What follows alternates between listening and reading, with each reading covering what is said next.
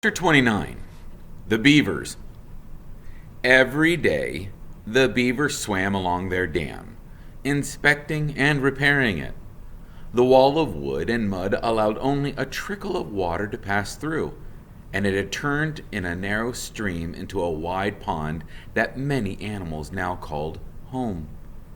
As Roz and Bright Bill walked around the pond, they passed hundreds of chewed up tree stumps, proof that the beavers needed a constant supply of wood, and this gave Roz an idea.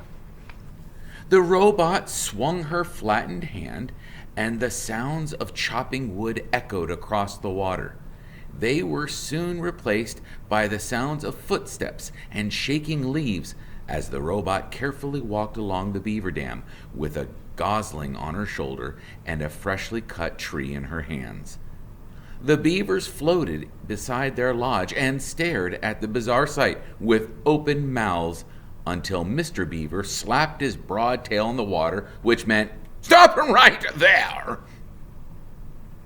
The robot stopped.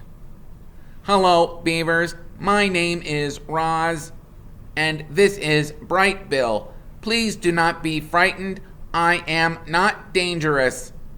She held out the tree. "I have brought you a gift. I thought perhaps you should use this in your beautiful dam." "No thanks," said Mr. Beaver. "I have a strict policy never to accept gifts from monsters." "Don't be ridiculous," interrupted Mrs. Beaver. "We can't let a perfectly good birch go to waste."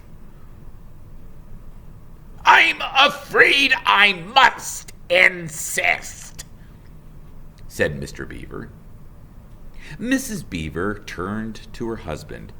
"Remember how you asked me to point out when you're being stubborn and rude? Well, you're being stubborn and rude." Then she turned back to Roz. "Thank you, monster. If you'd be so kind as to drop the tree in the water, we'll take it from here."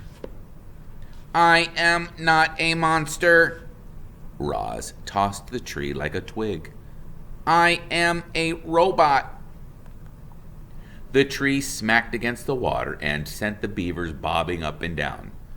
Just then, Bright Bill started peeping. "Mama, hungry?" So Roz dropped a ball of grass into the nest. "The goslings think you're his mother?" Came a quiet voice. It was Paddler, Mr. and Mrs. Beaver's son. "His real mother is dead," said Roz, "so I have adopted him." There was a brief silence.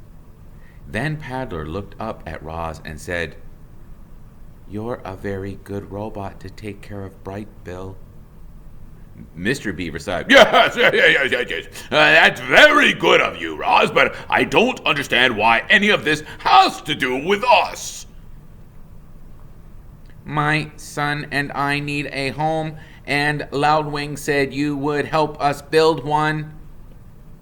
"Well, of course she did," Mr. Beaver muttered to himself. "Loudwings gets me out of the lousy jam, and I spend the rest of my days doing her favors."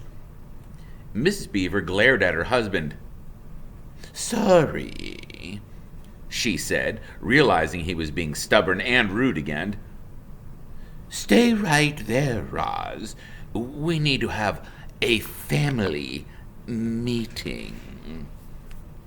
The three beavers slipped under the water, and a moment later, their muffled voices could be heard inside the lodge. The robot stood on the dam and patiently waited with her son. "Mama.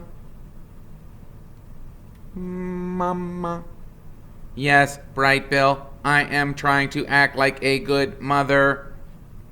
A ripple, and Mr. Beaver's head appeared above the water. "If you're going to bring us 4 more trees, well, good, healthy ones. Maybe I'll have time to help you into Goslane. That is wonderful, said the robot. We will be right back.